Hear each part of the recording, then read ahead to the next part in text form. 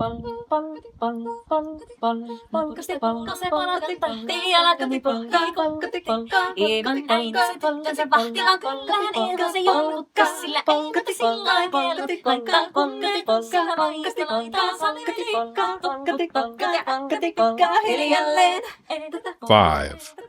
four.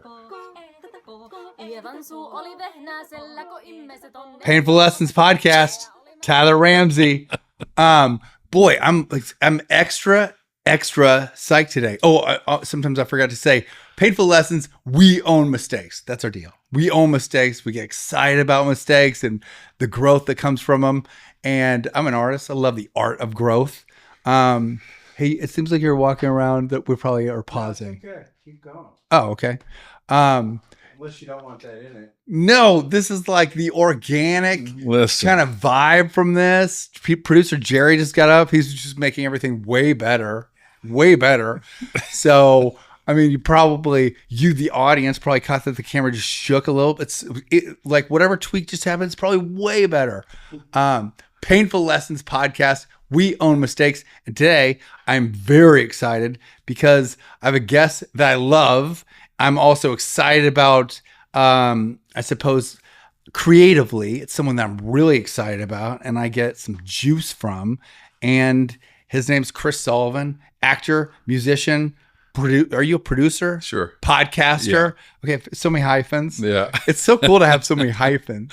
It's good to, you're growing up and you're becoming an elder when you start getting hyphenated. Yeah, of course. Let's get hyphenated. Well, we all begin with a bunch of hyphens, like as a child. That's right. I'm an astronaut. That's right. That's builder, right. Truck driver. And we get over-identified with a singularity. Right. We try to define ourselves a certain way, and then we box ourselves in, and then we become desperate to break out. Oh yeah. And we want to get rehyphenated. You move to LA, and then all of a sudden there are no hyphens. You're just a waiter. I'm a waiter. Yeah, I'm an actor. Yeah. But are you acting? No. Yeah. But I am an actor. I am an actor. Do you get paid for that? Not yet. But I will. And one day I will rehyphenate.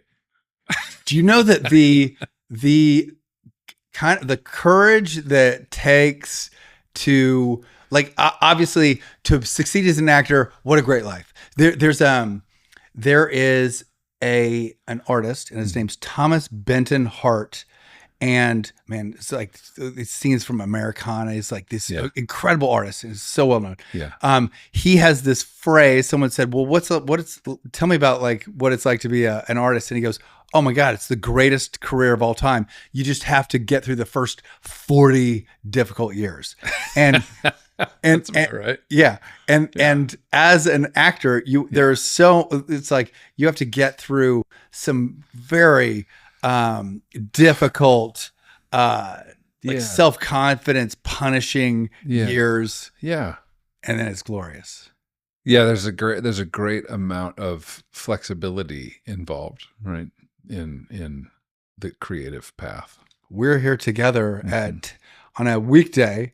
It's 10 o'clock. Yeah. You were flexible enough to come here. Well, I'm so grateful. Yeah. And yeah. And especially with like the way you work. I haven't seen you work in your studio, but I've seen you show up at a party and say, "Let's make art." Yeah. Right?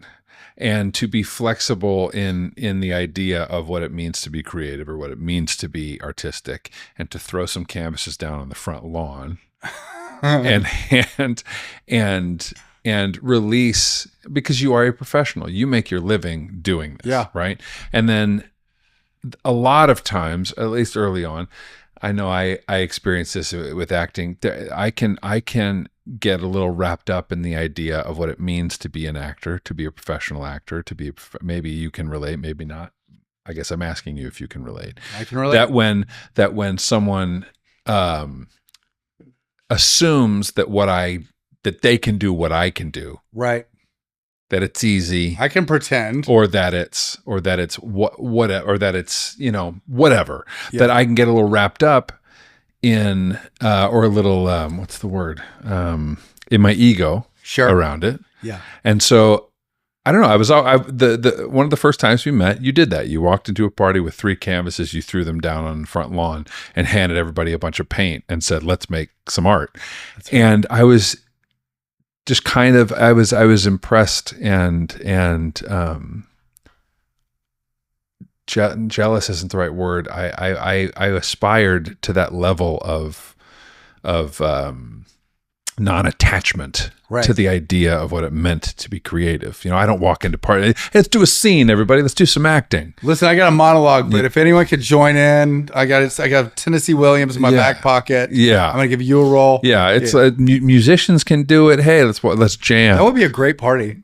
An acting party. Can you imagine going to just a random party and all of a sudden Edward Norton and James Gandolfini, who's passed, but just these random people, and then some dude that hasn't ever had a break.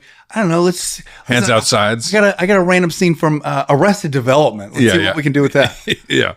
So it's interesting to handing out sides. Yeah. To have landed in a creative life, and to currently be experiencing the flexibility, whether it's actual flexibility, spiritual flexibility, emotional flexibility that is required to stay present enough to continue to be creative, and to not get wrapped up in the ups and downs of living it. I should drop some context. I know you through a wonderful friend. We have a mutual friend, Julie Chang. Yeah. Who's traveling the world right now. What a personal hero of mine, I swear. She makes all the right decisions. But so I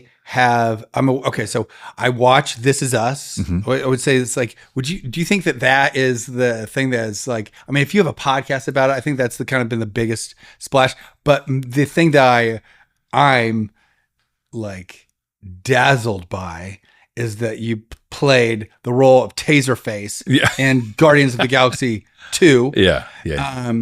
I think about this with most of James Gunn's projects. There are very few things in all of life that give me the quantity of FOMO that I get when I watch the Guardians of the Galaxy series, Suicide Squad series. I just want to be like living in that. I just want to be best friends with all the people. You know what? It didn't occur to me until you're sitting on that couch and in this room that like you're aesthetic and James is aesthetic. Like, never mind being a filmmaker, like very similar. Dear God, that's the greatest compliment. Very similar. Oh my gosh. That's the great. I just went on a whole James Gunn rant the other day. Yeah. I mean, geez. What? And by the way, if there's one guest I would be so crazy excited to talk to, it'd be James. I mean, what is it called? Manifesting. I'm positive I'll get him in here someday. Yeah. But I get, like, when I think about the wonderful time this group of misfits is having, and then they become this close bonded group. Oh my gosh, I just want to live in this world for so long. And the fact that you were in that movie, and also you played such a funny as hell role. Taserface is like the most hilarious role. Yeah, had the funny that scene with you. Anyway, I could go on and on. So you do a lot of collaborating. Is that why? Because I imagine being a painter or an artist can be isolating at times. You spend a lot of time alone. 100%. That's why. But I know that you collaborate a lot too. Is that why you have a desire? And you specifically know that I collaborate because I have by the way, one of my favorite projects of my whole career is the mural for your house. That includes an homage to your son Bear. Yeah. And it's a polar bear in the middle of which I think is like one of the most vibrant kind of sunbursts.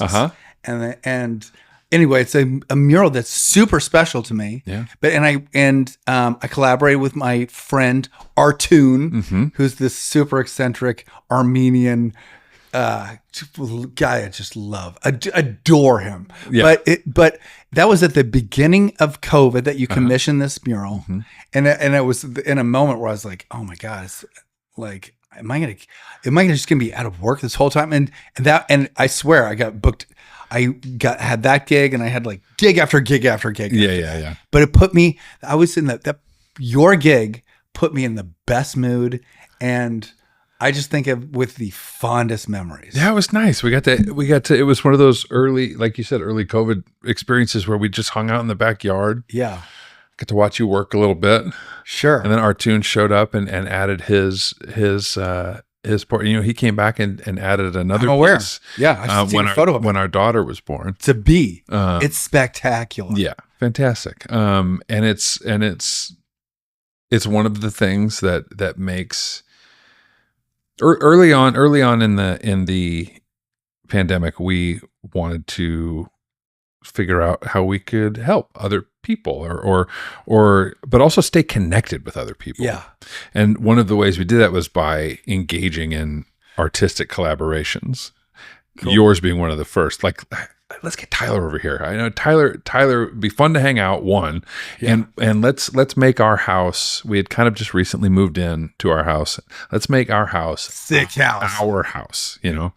And we tried to do that in several ways, whether it was through music or the online. There were a couple of online performances, cool. Like you were saying, those kind of an acting party over Zoom. But yeah, it's an interesting sense of community. I also watched your band play, which is you, your wife. Yeah, Joseph the spouse. Yeah. Yeah, Taylor Goldsmith. Have you done that? Have you done another? Oh, okay. Wait, I should just say one of the most creative, cool experiences of watching music. Like, I thought it was spectacular. Oh, thanks, man. And it was so different. Thank you. And then you in between songs, you have like a whole funny thing. Oh yeah. Well, and it just worked. Yeah, I'm writing music for a long time, but again. Like you, I engage in it to collaborate. Like I want to collaborate with other people. Yeah, that is my favorite form of creating. And Taylor Goldsmith and I met through Mandy Moore on This Is Us. Taylor Goldsmith is the lead singer of a band called DAWES. We hit it off. The first song we wrote was over text message. Fun. I sent him, I had written this verse and I said, this kind of sounds like a John Prine song. You want to write a John Prine song? And I sent him the first part of the verse. Yeah. He sent it back over text. And then I sent him half a chorus and he finished the chorus. And we wrote this song over text message and we realized we could do a whole album of this. And he was gracious enough. He essentially brought DAWES, the band, in to be the band for the record. Cool. And we recorded the record and the record came out great. It's called 6 Feet From Under, and we released it. We were gonna release it and tour it between seasons of This Is Us. Yeah. Right when the pandemic hit. And that was before the pandemic. Yeah, because the album, we were like, well, we should just release it anyways. And we tried to promote it as best we could, but it was the pandemic and things got lost to the wind. Yeah, sure. And then we started having kids and have lost a little bit of the late night rock club momentum. You got to make time for that. Yeah, we got to make more time. Yeah. You got to make more time. Yeah. And I would imagine that so your wife, Rachel, also smoking hot, super cool. I would think that jamming together would be like the grooviest of romantic experiences. Yeah. I mean, that you would want to do it as you would like, if maybe this is just a call, like make time to do that. Yeah. Maybe we do. Maybe once, now that our energies are back, we have a 4-year-old and a 2-year-old. Yeah. We're just starting to come back alive into the world. Sure. And into ourselves. You're probably in a routine now with them. Right. Those are great, fun ages. Yeah. But we probably need to break that routine a bit. What's the music vibe? What's the vibe of the band? Kind of acoustic Americana. You tell me what would so. It's always a difficult question. I will say it's unique. I think it's unique. I'm like trying to think of anything that I can compare it to. Well, my influences are acoustic 70s Americana. So John Prine, singer-songwriters Cool. stuff. And then Taylor comes from this, Dire Straits. Dire Straits, okay. Yeah. But imagine whatever we're thinking of, but then they also are like giggling. It's like people that put something together and they're kind of giggling about it, and they're so just like, having fun. The time of their lives. Like I think the thing that I respond to most is that you see someone's like, oh, like you can just see them. Maybe they just wrote the song. They're like, oh man, this is so fun. And it's like, I like music for a variety of reasons, but like a lot of time you don't get the sense like, oh man, this person is just having a great time. Yeah. There's a level of seriousness that a lot of musicians have that maybe I don't really put on myself. There's like a giggle to it. There's always a bit of a sense of humor. And that's what I connected with Taylor with about early on. I in his lyrics, in his songwriting, mixed with that, there's a witticism to him. There's a turn of phrase. There's a double entendre. There's certain ways that when I was listening to his music, I would text him and be like, "This line in this song reminds me of so and so and such and such." He goes, "That's exactly who I was thinking of when I wrote that." And there was we were just on the same page as far as the sense of humor of songwriting goes. You have a podcast, which is you, Sterling K. Brown, genius. The guy's so awesome. Mm-hmm. So awesome. Yeah. And Mandy Moore. Yeah. Yeah. This Is Us wrapped after 6 seasons. After a couple of years, we were all still hanging out, still friends. And we kind of realized that the whole thing went by so fast for us because we were in it. And we didn't really even get a moment to like settle in, to look around and realize what was going on. And we realized that eventually someone was going to do a rewatch podcast, and so we should probably do it. And so we started doing it, and the three of us started going back through the episodes together, and we're interviewing other cast members, other creatives, Dan Fogelman, the creator, talking to fans, and we're about halfway through season 2 right now, and we're going to do all six seasons. You're going to go through all 6 seasons. Yeah, we go through every episode. Okay, Lou, it's okay.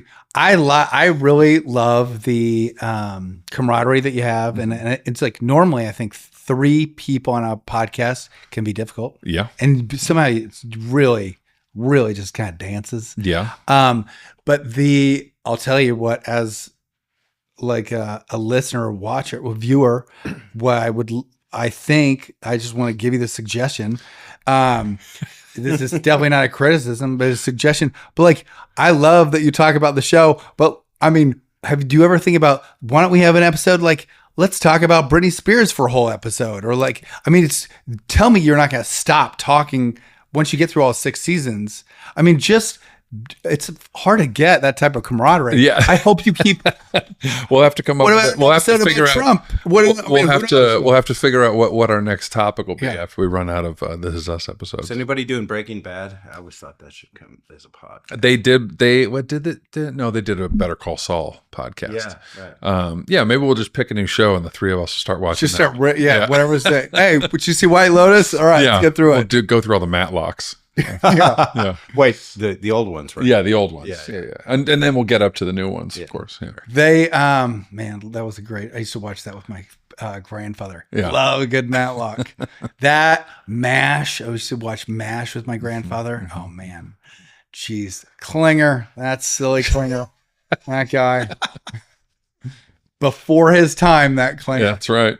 Dressing up in drag so he could get out of the army, and it didn't work. Never, not once. Didn't work.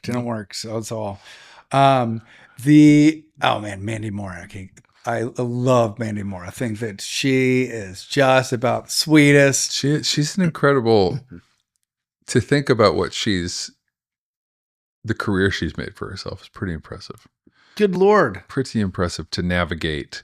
Being a child. Essentially a child pop star. Yeah. And then translating that into 6 or 7 albums at this point, and an acting career, and producing, and she's directing. I mean, it's just like I'm kind of in awe of her. She was at the show that I saw of yours. She was at the show. Mm-hmm. Do you ever talk about doing anything with her? Sure. I mean, we've performed together. I didn't know that. Yeah, she joined us. We did during the pandemic. We did a couple of numbers for the Avett Brothers New Year's Eve show. They did the Avett Brothers play a New Year's Eve show every year in North Carolina, and during the pandemic, they did over Zoom. They still played the show in the theater, but they broadcast it out over the internet, and they had all of these opening acts for like 2 or 3 hours leading up, and so we recorded a couple songs with them. But yeah, I think that we would Taylor, Mandy, me, and Rachel would really love to do something if we could just stop having kids. They just had their 3rd baby. And I think once we all settle and these kids grow up, I think it'll be a nice, maybe mamas and papas. I want to I want to sit down with you guys, be like, there's something called Google Calendar. Let's make time. That's right. I think that's it, right? So instead of the mamas and the papas, we'll be mothers and fathers. Yeah. Right? Why not? And that'll be the group. Why not? 4 of us. They're like, listen, then so this is a call, be like, make time. Yeah. We all have a support system. The hard part is when we all get together, the child care goes through the roof because nobody's at home, right? So we'll have to come up with our own kind of toddler tour bus. Put the kids in the band. I was just going to say, roadies. Because wait a second. Okay. I don't know who Mandy, she's married. Mandy Moore is married to Taylor Goldsmith. Wait, shut up. I didn't realize that. That's how I met him. Oh my gosh. Yes, that's how I met him. Oh my gosh. Yeah. Well, then of course you should be able to just play, get a little fence. That's get right. The kids over there. Put them on stage. Put them in a little playpen. Oh my yeah, there we go. Oh, you can borrow my nanny at any time if you need to put this together. We got to teach them to play instruments, right? Make it a real family band. Yeah. Got it. Yeah. Got it. Man, by the way, I have the dopest nanny. My nanny somehow is so. It's if you get a good nanny, it is just like a gold piece of like a gold crown. You're as happy as that. Yeah. Oh man, it's this wonderful woman has been working with for so long. It's like such a part of the family, and but I would loan her to you if it would mean that you would schedule some jam time. All right, good. Yeah, this would be great. All right, good. Does Sterling K. Brown play anything? He sings. He says he does. Oh, of course he does. He says he doesn't, but I've seen him sing a duet with Kristen Chenoweth. Did he even sing on Saturday Night Live when he was on it? Maybe he did sing part of his opening, but he likes to pretend like he doesn't. Of course, he's one of those people like, oh yeah, and I can also sing. Yeah, sings amazing. Oh yeah, of course, with the one of the best singers ever. Yeah, Kristen Chenoweth. Yeah. Oh yeah, sing a little bit. Yeah. That I love Sterling K. Brown's favorite. My favorite thing that he's done is The Predator. Was it called? Right. I think it was called. Was it called The Predator or Predator? But like he was such a I loved his swagger. Yeah, it's like he's 100% swagger. His new show Paradise is incredible. Yeah, Dan Fogelman, another Dan Fogelman show. Yeah. Yeah, he's an incredible guy. Oh, I also want Sterling K. Brown. There's gonna be some wait, what's it called when you say something? Oh, geez, I'm gonna hunt for this word. This happens too often on my podcast. I'm like, what am I thinking of? And then luckily there's editing. Yeah. But then it's he's gonna cut right in the middle of my sentence to you coming up with what. But what if some kid is watching this and then he goes, because that guy stumbles through some things, I can do it too. Painful. There's a painful lesson. That guy, this is a painful lesson. Okay, so I would like Sterling K. Brown on the podcast. Man, that would be a delightful interview. I'm going to put these things in your head, and then you're going to leverage your entire friendship to get these people on it. Yeah. I mean, it's hard enough to get Sterling K. Brown to come to our podcast. His schedule is so tight. How do you ever just scheduling with Jerry? We schedule like once a week. I'm like, I can't imagine. So there's 3 of you. Yeah. Who produces your podcast? Rabbit Grin Productions. Rob Hollis and his wife Natalie. Yeah. Rob, I think I know that. So that's not with like iHeartRadio or anything like that. No. just a thing. Yeah. We're not on a network. Yeah. Oh, you're not? No. You decided not to do that. Yeah. Do you have advertisers, don't you? Yes. We work with an ad buyer. Yeah. With who? An ad buyer. Are you real happy with them? We're gonna talk. You want to just talk shop? Yeah. People love podcasts behind the scenes. I would think that they do. I would think a little bit, just a little bit, Just a little taste. They want to hear a little shop. Just a little. Yeah. Because there's so many podcasts right now. That's right. I feel that I got into I like to say, I think I started it about a year ago. And at the time I felt, I was like, I think I'm getting the very this is the last moment you can start a podcast where it's like, oh, you started before it became a thing. So I felt I think I'm starting at a good time, but it has really blown up since then. Yes. And in a way that also because I'm still just getting going. And all of a sudden, I'm like, this is poking. Anytime I hear someone start a new podcast, I go, oh, that's awesome. You're going to have so much fun. But then also something else happens, go, but what if there's only room for so many? And I'm like, oh, that voice, I'm like, as an artist, it took me forever to get rid of the voice that anyone would go, oh, you are an artist? I have a friend that's an artist. And then for a period of time, I was like, well, I'm going to hate looking at this. I'm like, I don't want to hear about your friend that's an artist. Then after a while, you develop some confidence. And then I think I'm at a point now where I love collaborating with other artists and cheering for other artists and everything. Right. But it took a while. I'm not there yet with podcasts. Sure. Sometimes I'll hear about someone doing a podcast that sounds, oh, it's about recovery or something. And I'll go, I don't know. But what if there's only enough room for one? And I'll go, where's that voice coming from? I thought I squashed that. Yeah. Do you have that as an actor? I mean, sure. I mean, the game of low self-esteem or doubt, or I just texted my managers this morning. I'm currently in it in the last week and a half. I just finished a job. Yeah. And now the panic has set in. Yep. Oh, dear God.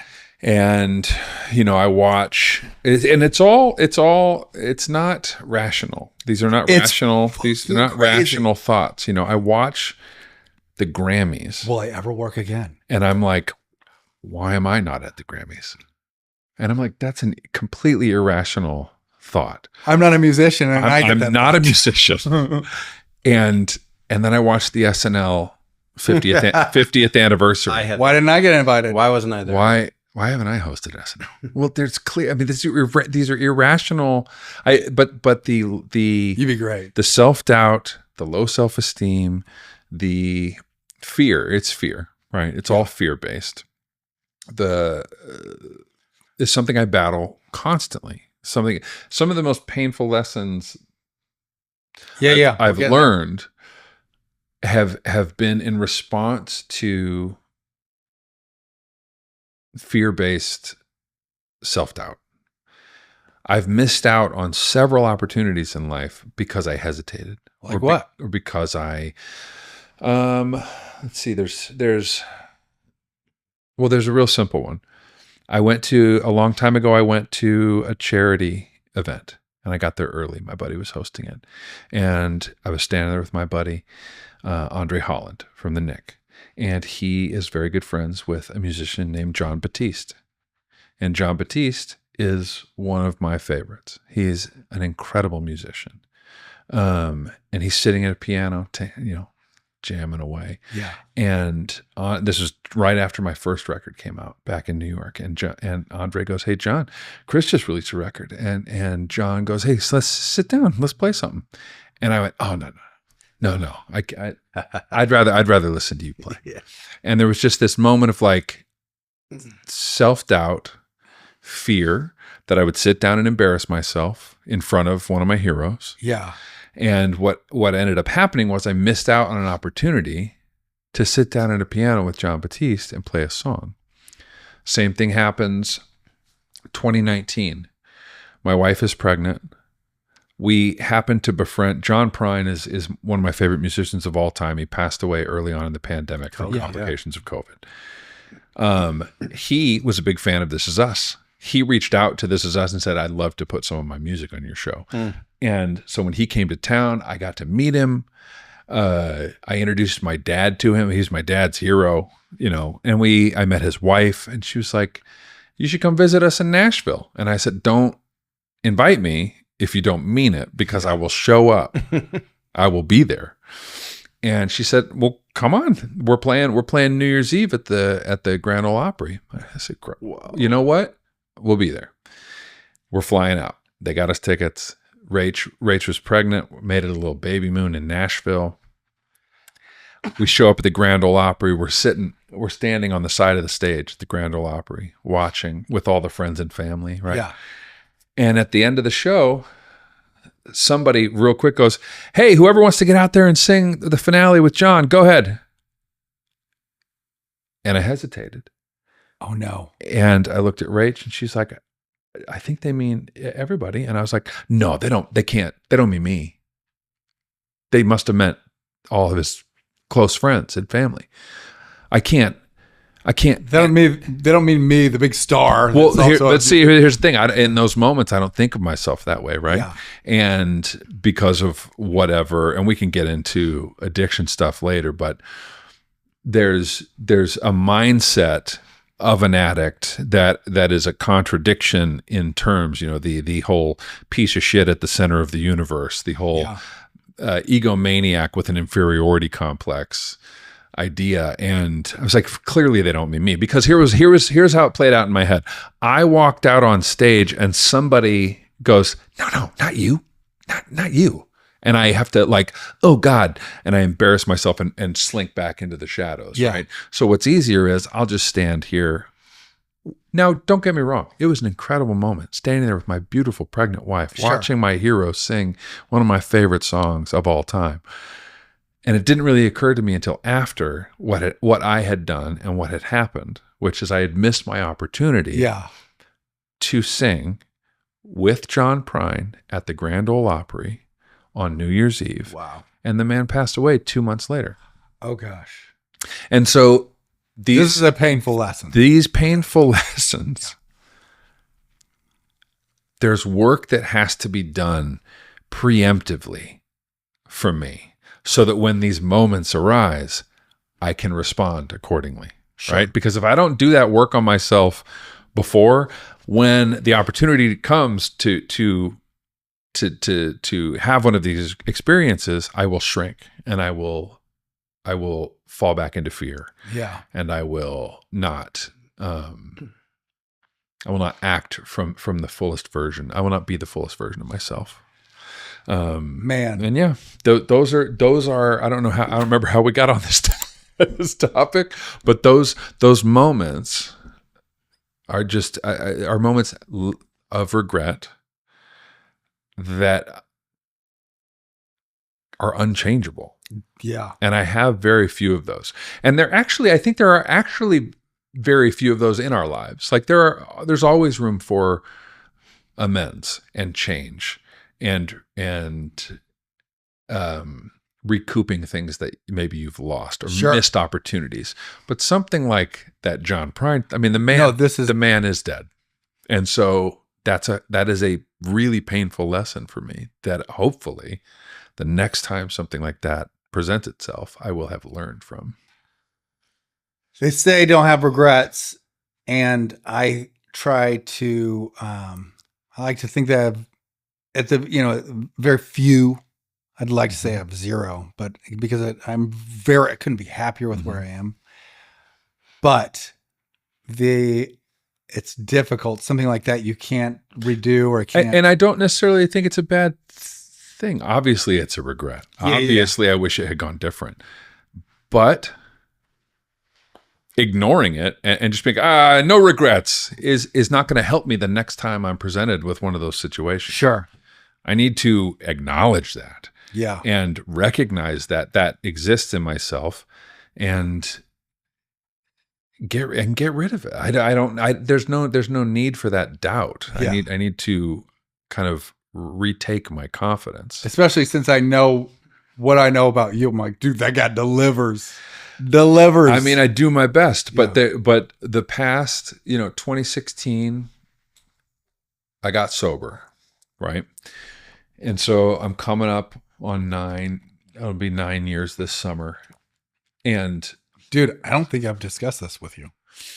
we did discuss it the very first time we met briefly. We did? Because Julie, I've discussed it. When I was struggling with it at one point throughout, and I'm only 4 years of like behind me sober. yeah, the very first time we met, Julie said something to you about me just getting sober, and you were like, "Me too," and we were both. Me too. I'm fucked up right now. But you know what I mean, and real upset about it. No. But you know what I mean, like yeah, we were. How long do you have? 8.5. Good way to go, yeah, dude. Thanks, man. You have 4? 4 years. I mean, that's huge. Yeah. I get a little ahead of myself just because I just started rounding up 4 years in March. Great. But the idea, best time of my whole life. Absolutely. Absolutely. And the most painful time of my life. You know, somebody said early on, you know, when you get sober, you feel better. Yeah. You feel everything better. You feel pain better. You feel resentment better. You feel joy better. Yeah. All the goods and the bads, because you are actually addressing your actual feelings. Sure. Right. And the hardest part about my early recovery, and that includes 2019, you know, that would have only been 3 years, 4 years. Yeah. Like 2020. It was New Year's Eve going into 2020. Was that the process of getting sober is a bit of like a spiritual elimination diet. Mm-hmm. Right? You strip all this stuff away, take away all the coping mechanisms, take away all the so-called solutions, whether it was alcohol, drugs, sex, whatever the thing is, food, sugar. Sure. Sugar was my first like junky ass addiction as a kid. We can talk about it, but the idea of stripping all this stuff away and then not knowing what I could trust in myself.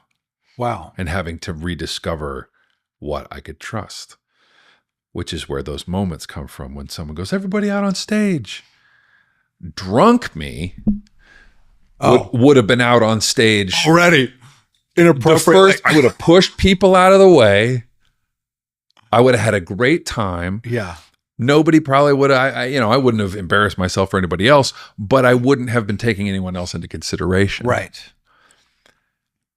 Sober me in this situation took way too much into consideration. Oh, this is interesting. You know, I can't trust myself. I can't trust myself I shouldn't take up too much space in the room. I got so small in early addiction to try and redefine what was appropriate and what was egotistical or self-centered or selfish, and it to my detriment, you know, to shrinking too small. And now I've it's only really in the last couple of years that I've started to like take up more space again.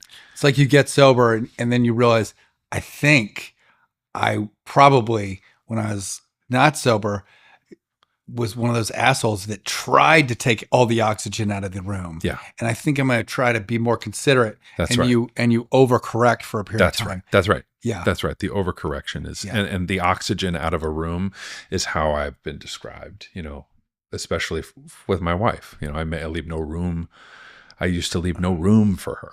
Like 100%. Yeah. I've had those conversations with my wife. I haven't had them in 4 years. That's but that's right. Yeah. Geez. And if I see someone doing that, I'll all of a sudden I hate that person. And then I go, oh, I know exactly. It's taking a little bit of time to realize. Yeah. A mirror just walked in the room. A mirror just walked in the room. A mirror just walked. That guy likes telling stories about himself. Yeah. Whoa. Oh my word. Oh, another story. Oh, great. Yeah. Oh, I can't stand that guy. Yeah. There's someone the other night that I had that, now it only takes me a few minutes to go, oh yeah, I don't like this one thing about me. Yeah. That's what's happening. Yeah. That guy's fine. Yeah. Yeah. And to take those character defects and to love them to have some compassion Yeah. for them, to realize that, at one point they were coping mechanisms or defense mechanisms that turned into a makeshift personality that was like scaffolding this person up, is okay. I mean, it's okay. It's okay to be proud of yourself. It's okay to be confident. It's okay to be, it's all okay to be joyful. In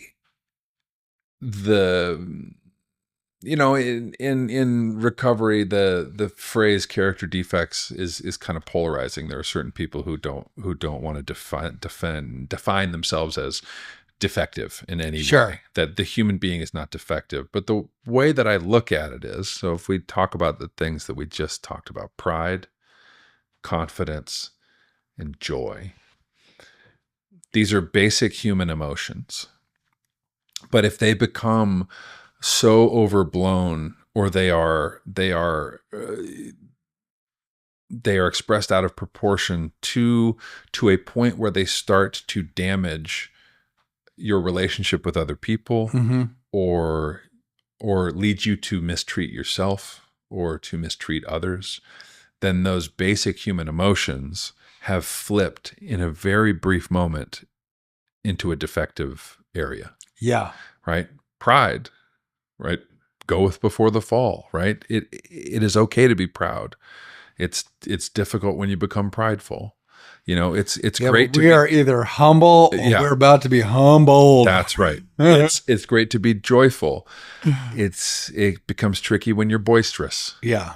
It's great to be confident. It's a fine line between confidence and arrogance. So it's a fine line, and that line is just really hard to define when you're hammered. Yeah.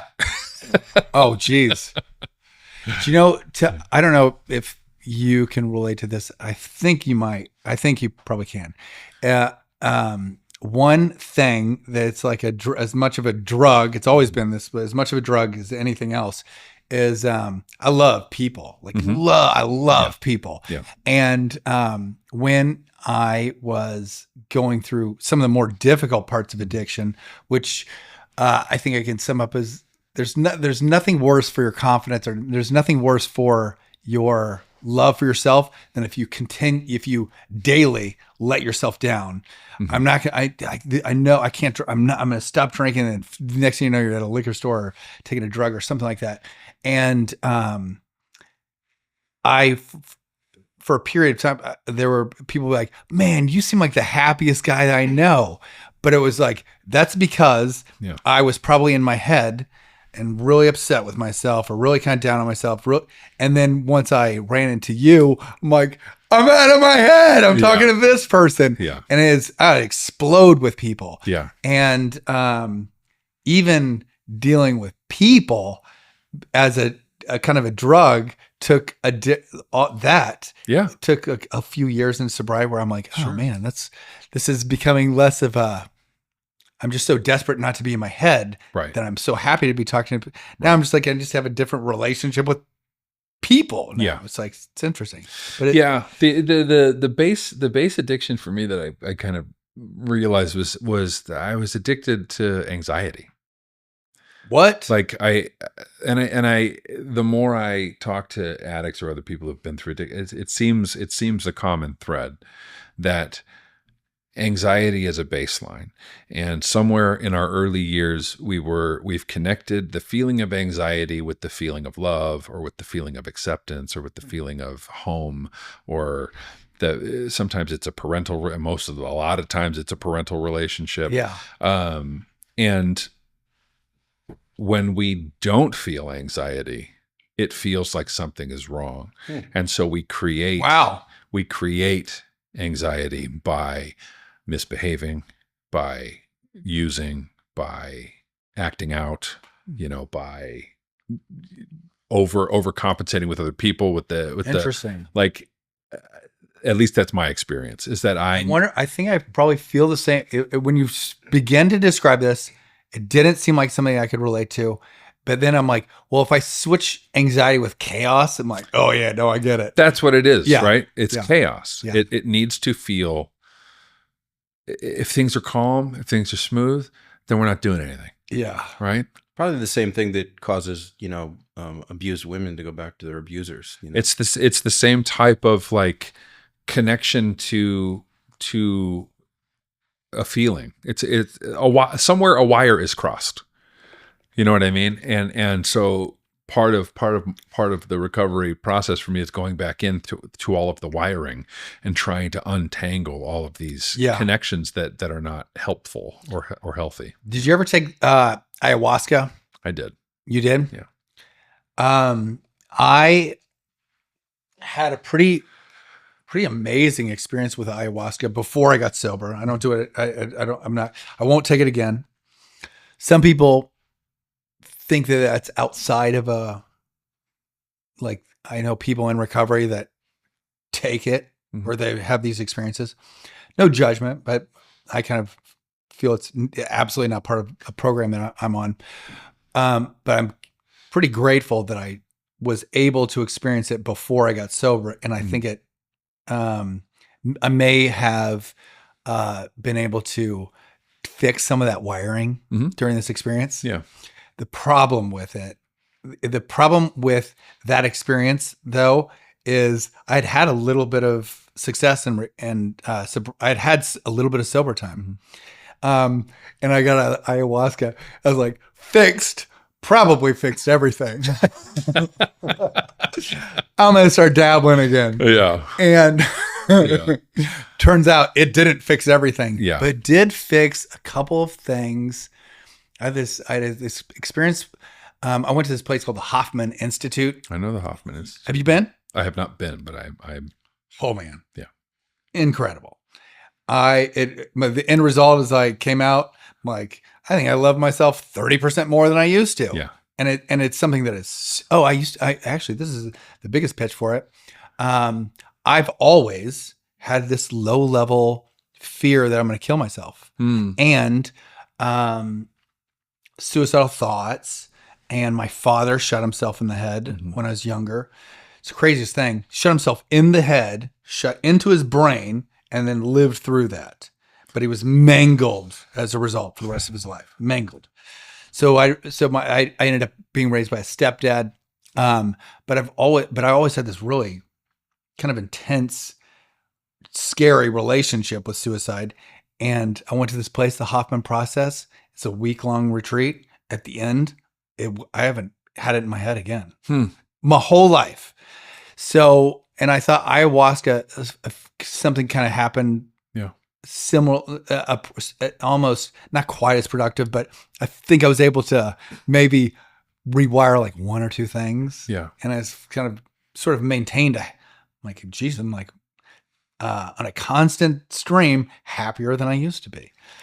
I mean, that's all we can ask for, right? 10% better. Couple percent is Couple percent better is wild. Yeah. And to rewire something that big seems impossible, right? Impossible. And here we are. Yeah.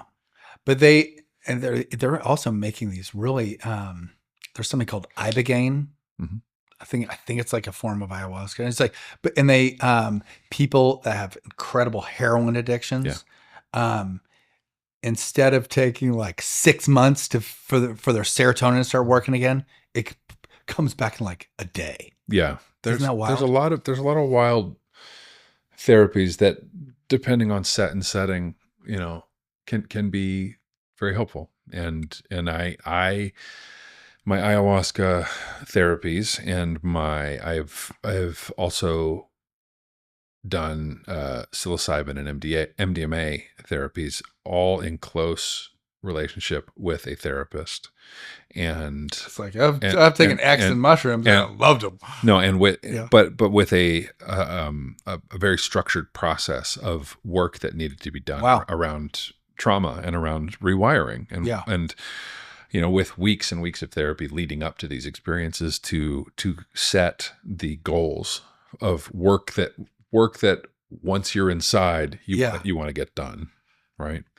And, for me, the work that was most helpful was digging down past my protective anger to address my sadness. And for a long time, I just thought I had a lot of suppressed anger. Like I was very angry, very, very angry. And much like you, would seem like the happiest, easiest going guy in the room. Yeah. But what I actually... Sully? No way. Yeah, what I actually was very, very sad. And my anger was protecting me from that sadness, from addressing that sadness. Oh, fascinating. It was very fascinating. So the 2 nights that I did my ayahuasca therapies, 2 nights in a row, the first night I spent dying over and over and over again. That sounds terrible. Like on repeat. It would sound terrible, except it was the most wonderful experience of my life. That sounds horrifying to me. Wow. But I was in control of it. So I was laying there and I would stop breathing and I would die. Okay. And I would disintegrate into the earth. Okay. And then I would realize, oh, I can control this. And I would breathe in. And I would be resurrected. And I would breathe. And then I would go, I wonder if I could do that again. Stop breathing. And I would die over and over and over again. And the lesson that I learned from that was, I am alive when I am connected to my breath. That's it. To your breath. End of story. Each breath in is a birth, and each breath out is a death. There is no human being who does not take an even number of breaths in their life. The first thing you do is breathe in. The last thing you do is breathe out. Interesting. So that was a very interesting first night. Oh, a very interesting lesson learned. Where'd you do it? With a trauma therapist. No, in LA. In LA. Do it in like Peru? No, in LA. With a trauma therapist here in LA who has turned her practice to these psychedelic therapies. Cool. And then the second night was a literal battle between my anger and my sadness. Whoa. And I was on my hands and knees, like growling, like a jungle cat, full of anger, and then I would collapse onto the ground and just sob. And then I'd fight. I'd get up and I'd struggle and I'd try and avoid the sadness. Oh my and word. it was just all night long, back and forth, until I realized what was happening. Yeah. And that I was trying to protect myself from this deep, deep sadness. What's the percentage? What'd you come out with? 20% better? 10% better? Oh, 75%. I mean, 75% better. I mean, I did it about 3 or 4 years into sobriety. Okay. I did it in consultation with my therapist and this trauma therapist, and there was serious intention behind it. You know, I wasn't stumbling into my subconscious unprepared. Wow. You know what I mean? Like this was not a chance to get high. This was work that I needed to do. And, you know, my talk therapist eventually gave up his talk therapy practice for these psychedelic practices. With him is where I did the psilocybin and MDMA therapies that you take both at the same time. And he said, listen, in 5 hours, I can accomplish what takes me 2 years of talk therapy. That's what I see, what I hear. And so I did all of these therapies, and I had started with a new therapist, and I had the strangest experience. I did not graduate from therapy. This is not what I'm saying. Yeah. I stopped going to therapy for a while because I needed to reset. But one day during the pandemic, I was with a new therapist at the time because my talk therapist had transitioned into this psychedelic therapies. And so I was with a new talk therapist, and we used to log on to Zoom. Okay. It was over Zoom. And he would say, let's take a couple of breaths, ground ourselves.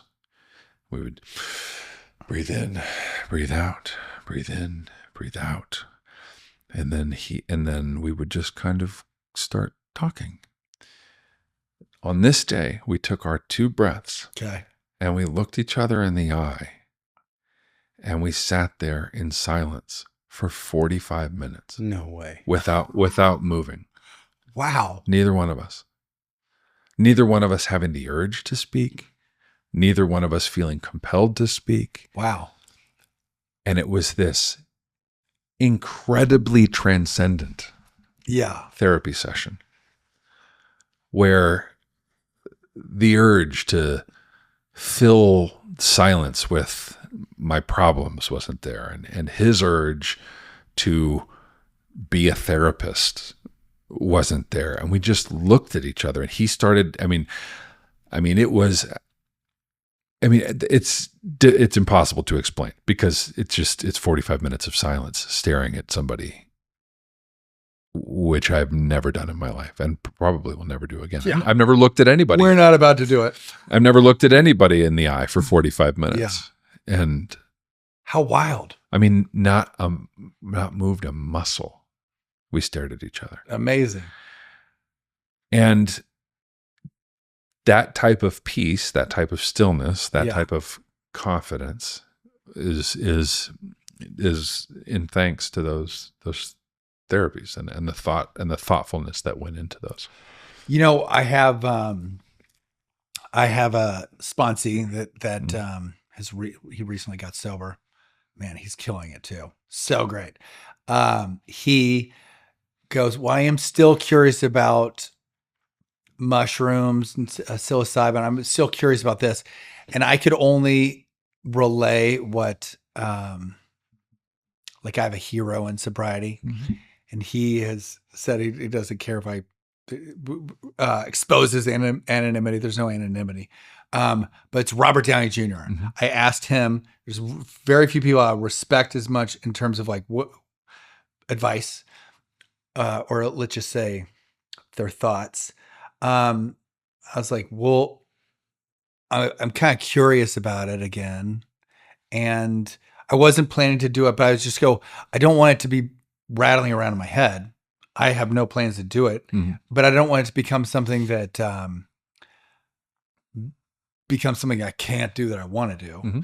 And he goes, well, what I tell people is like, wait 5 years, probably after 5 years, you won't want to do it. So turns out that was correct. 4 years later, I now have no desire to do it. Right. But as just like every other drug, it took me a little while to go, okay, I think I'm actually happier without it. Yeah. Turns out I don't need Adderall. And I'm really happy to have, to be able to like, have normal emotions. Yeah. I like these normal emotions. Anyway, but I think that one thing I'm a little bit sad about is that if my father would have been able to receive some of that type of treatment, he probably wouldn't have shot himself. He had all this Vietnam stuff going on in his head. Sure. And to me, it seems awesome how many veterans and people with all kinds of different trauma can be helped through this. Yeah. I mean, the idea, I am fortunate in that drugs were never a huge part of my addiction process. Yeah. And my approach to these types of therapies was I was not attempting to cure myself of addiction. I was addressing trauma. Yeah, of course. Yeah. Couldn't be. And so, and total respect. And it's just, it's fascinating. One of the things that fascinates me the most about anybody's sobriety, because I know people who have 20 years sober who just walked away, no program. Like there's all these different ways of navigating. Oh, yeah. Are you, because I haven't seen you in meetings. Are you in a program? Yeah. What do you do? I mean, I do AA. You do? Yeah. Amazing. How are we not running into each other? I mean, how many meetings are there? There's thousands and thousands. There are a lot of meetings, but I like to think I'm a pretty big cheese. I mean, 4 years. Kind of a big deal around here. Yeah. Well, invite me to a meeting. I got a great one Thursday night. Great. Oh man. It's just how many different ways there are. There are as many different ways to recover as there are people in recovery. Isn't it wild? And it is this organic, organism that keeps itself alive essentially by people attempting to recover, attempting to get sober. They go out into the world with what they've learned, the tools, the steps, whatever it is. They apply it to their life, and then they come back to these rooms and they share it with each other and be like, here's what worked for me. For certain people, it might not, that same process might not work, or it might apply perfectly. But it's a fascinating process. Fascinating. But it's interesting. Like when I was talking about the thoughts that I received from someone, I use the word advice and go, oh man, actually that's the wrong word. Yeah. It's more just, this worked for me. I don't have advice for you. I can just say this worked for me. There's the most perfect way I've heard it put. Ram Dass has had a way of saying it that was, you cannot have wisdom. You can only be wise. Oh geez, I've never heard that one. I thought I'd already heard all the Ram Dass greatest hits. If you meditate on that one long enough, it sets in a way that is perfectly ambiguous and perfectly humble, in a way that's not trying, in a way that is not pretentious. That phrase, I meditate on that phrase quite a bit, because there are certain things that, to me, that's wisdom for me. Right. Might not be wisdom for you. Might not be wisdom for anybody else. It might only be wisdom for you at 2 p.m. on a Thursday, if someone can get you that wisdom at that time in that place. It might not lock in until 10 years from now. So the idea of like, let me give you some wisdom is self-centered and narcissistic. Yeah. What I can do is take things that seem like wisdom to me and apply them to my life and live my life in a way that makes me happy and that creates healthy relationships with other people. Yeah, that's all well and good. But I have another side of me that wants to like control you for the next week and go home, book a recording session or book a jam session with these people immediately, because this is why I know that you'll be happier in a week after 2 jam sessions. Yeah. So there is another side where I'm like, trust me, I know better for you. Oh yeah. No, I had a whole process when early pandemic. I had 8 sponsees, and I knew what was best for all of them. You had 8 sponsees? That's a lot. Well, yeah, because I knew best. So why wouldn't I spread your love? Why wouldn't I spread my wisdom to as many people as possible? Surprise, surprise. It didn't. I was not a good sponsor for any of them. Oh, whatever. Because I'm sure you were fattened 50%. Because my mindset was set on fixing or healing or understanding the process better than they did, because I had more time, quote unquote. And it just doesn't work. Yeah. It doesn't work. I have to say, this doesn't mean you're wrong. Doesn't mean I shouldn't go book that session. This is so wild. I was preparing because this podcast is about recovery, but I leave the window open for people who have no addiction problems. See, I assumed you knew. About recovering from other things. Yeah. No, and it's bizarre to me. Because we've talked about it. It was a long time ago. I have a decent memory, but I do. There are conversations in my life that I don't remember. But it was brief, and it was in public. It wasn't like we didn't like sit down and talk about it for a while. Yeah. Good deal. Blah, blah, blah. You sort of gravitate, though, to people that, you share. No, this is great. You vibe with, right? No, we've always had vibe. You walked into Julie Chang's, and we looked into each other's eyes, and we're like, all right, this will work. It was two souls. It was like, who's this guy? Who's this guy? Have I never met this guy? You know what? So in terms of like, who's this guy? Something that I've also kind of been like, I'm like, oh, I like that this guy does this. Dude, your fashion sense, I feel like you've had some of the greatest moments in fashion that I am aware of. And also your wife. It's like, I'm not trying to throw a bunch of extra work for my editor, but I'm going to throw some of like your looks. My looks, yeah. There's a moment where you went to like the Country Music Awards. Yeah. And your wife looked so cool.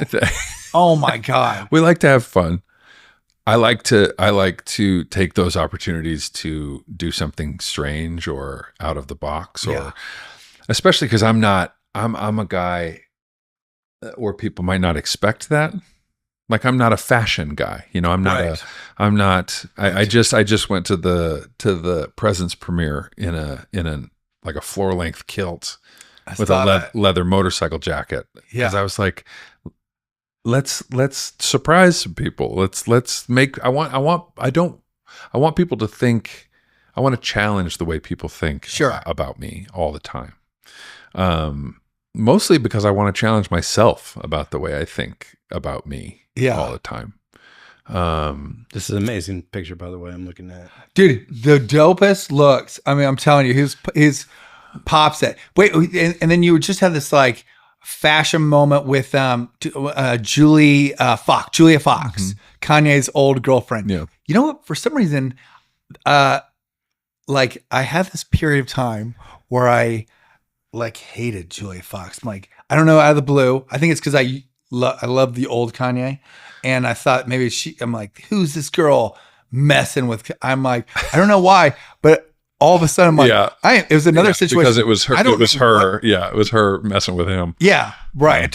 I'm like, I don't know what it is that I don't like about myself, but I don't know why I have such strong feelings. Now I'm a big Julia Fox fan. Yeah, me too. I when she showed up on set, I had obviously seen her in a couple things, acting wise. Yeah, but I was not aware of her, her fashion socialite status.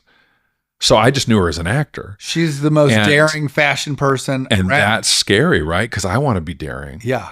And I want to be out there, and I want to be wild. And she is wild, man. You know, I think you wore best. Photos of you guys together. You had a better. This is what was interesting, because I was like, I can take some risks here, because Julia will be there at the premiere, and I know she'll be taking a risk. Yeah. And so she gave me, like, in my own head, kind of a bit of permission to go for it. Sure. And I would be lying if I said all I really wanted was a compliment from her. Dude, tell me how it went. I got one. I got a little. She was like, "All right, She's like, I did not expect this from you." That was the compliment. She said, "This is a look." Okay, amazing. Which maybe a compliment. It wasn't as solid. It was a compliment on your wrist. Well, regardless if she approved of the outfit or not, she approved of your ability of to the wrist. Yeah, which is all I really want. Yeah, exactly. Looking back, there are there's one kind of look that I went through for a period of time. There's something called a utilikilt. Oh yeah, I've got one. I didn't pull it off. I'm like, the period of time where I would wear a kilt. I think it's because I would wear like these kind of shoes. So you kind of have to have like high socks and everything. Anyway, I'm just like, I did not pull off that particular look. You could wear it around the studio. Wear it around the studio. Get it all painted up. Make it yours. I'm not. I tried it for a while. For like, I think I went to a Burning Man with it, and then I had it on for another 3 months or something like that. It's great. Didn't really work out. Yeah, it wasn't my best luck. But dude, Julia Fox, that is an interesting person. She's fascinating. She's fascinating. But she's very smart, and she's very talented. The new Kanye is not. I'm not a fan of the new Kanye right now. Boy, yeah, man. He just came out. Did you see what he like? Yeah, I'm sure you've seen. The shirts with fucking swastikas. Yeah. I mean, what on earth? I mean, it's fucked up, but he's just pressing buttons right now. Yeah. Yeah, but like, listen, at one point, I heard a very interesting podcast just this morning about self-hatred and this psychologist who wrote a book on it, and he was talking about addiction. He was talking about mental disorders, and he was talking about bipolar personality disorder, and he said something that was very tough love. It's like, listen, once you've identified a pattern or an inclination, and you continue down that path, that's a choice. Oh, great point. So it's like it's all well and good to understand your mental capacity and your mental disorder, and to have compassion for people who are struggling with bipolar disorder or whatever it is. But once that has been identified, that and then becomes a choice. I mean, he's got a team that decided that swastika, they should be a little bit bigger on the t-shirt. Should we do a little and you can tell, I mean, because like I thought about how to do this, and I have another, Painful Lessons logo. I think, it should be bigger on the shirt or something. Yeah. If it's a little bit lower, it's like that. Is that more flattering? Yeah. Anyway, they, in terms of placement, they really kind of nailed it. So I'm just Nazis saying, were so You mean in terms of graphic design? in terms of graphic design, I was like, but so he's got some knucklehead that how do we want the fact that there was a Zoom meeting about it's it was insane. Yeah, Zoom meeting. I'm sure. Yeah, there was someone sent an email. Who's got a Someone better sent an email? Who's got a better PNG of the actual swastika? Because this one has blurry edges. Ridiculous. Yeah. So, and also, like, someone was like, "Should we do like jet black, or what about charcoal gray?" Or I mean, it's like, what on earth? Yeah, it's insane. Insanity. It's insane. Dude, this has been a delightful interview. I'm so glad to have seen you and seen your new space. Well, now I'm excited. It's not new. You've been here a while. I've been here a while.